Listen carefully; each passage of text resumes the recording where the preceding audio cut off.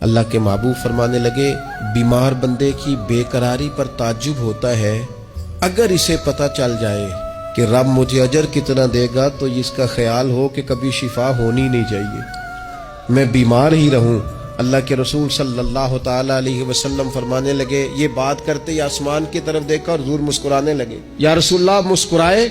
فرمایا دو فرشتوں کی بات پر تعجب ہو رہا ہے۔